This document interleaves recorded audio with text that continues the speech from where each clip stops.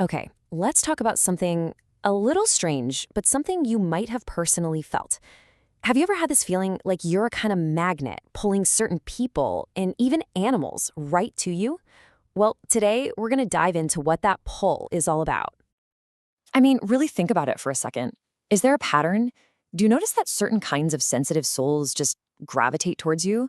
It's like you're pulling them in without even trying.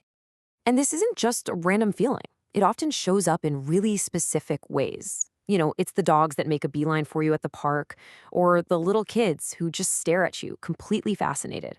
Or maybe it's the elderly who seem to feel this instant, easy connection. And as we'll get into, our sources even suggest it can attract people who say they can actually perceive energy or auras. So, what is going on here? This isn't just about being a dog person or being good with kids. No, this is about a consistent, undeniable pull that suggests something much, much deeper is at play. And it's definitely worth taking a closer look. This quote from the Radiant Self just nails it, doesn't it? It really gets to the heart of the whole thing. It suggests that if you've felt this pull, those weird little comments from strangers, the ones where they say you have a calm energy, well, maybe they're not so random after all. Maybe they're actually signs pointing to a very real quality you're carrying around with you. To really understand this magnetism, the secret is to look at who is being attracted to you. According to our sources, these specific groups, dogs, kids, the elderly, they act like these pure, unfiltered mirrors, reflecting your own inner state right back at you. I mean, it makes sense when you think about it. These groups aren't all caught up in social niceties or overthinking things. They operate on a much more primal, intuitive level. They're not really listening to the words you say, they're feeling who you are. This really highlights the huge difference, right? In the typical adult world, so many of our interactions are filtered through masks and social conditioning. But these groups, they offer something else. It's an honest, instinctive reaction. They just bypass all the surface level noise and connect directly with your core energy. And children are maybe the best example of this. They're like a little litmus test for authenticity. They haven't built up all those layers of social rules yet, so when they're drawn to you, you can see it as a really pure reflection of the safety and genuineness they sense coming from you. So, this all feels very intuitive, but is there any actual science behind it?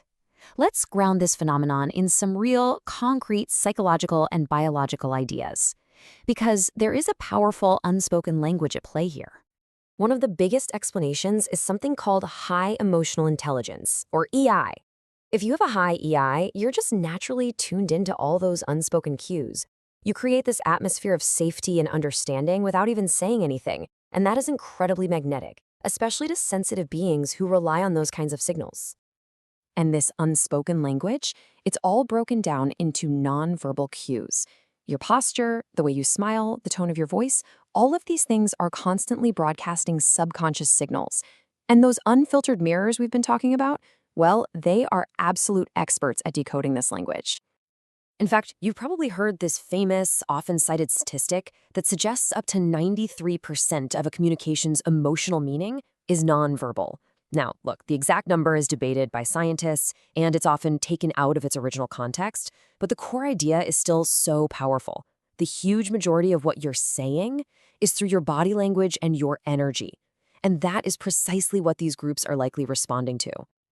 Okay, so we've looked at the science. Now let's explore the other side of the coin from our source material, the more metaphysical or spiritual explanations for this magnetic pull.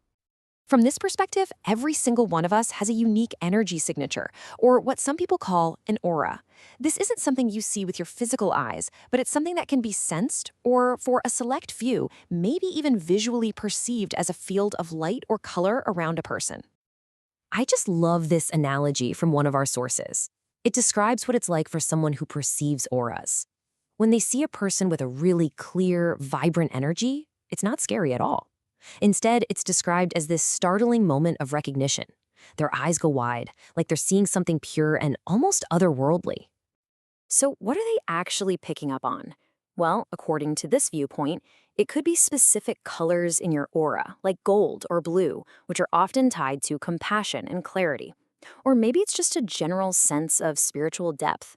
They might just get the feeling that you're an old soul. Okay, so here's the crucial point. Whether you lean more towards the scientific explanation of emotional intelligence or you're more open to the spiritual concept of an aura, this magnetism is a genuine gift for connection. So, how do you work with it? How do you embrace it? Here are a few simple, really actionable steps. First, just reflect.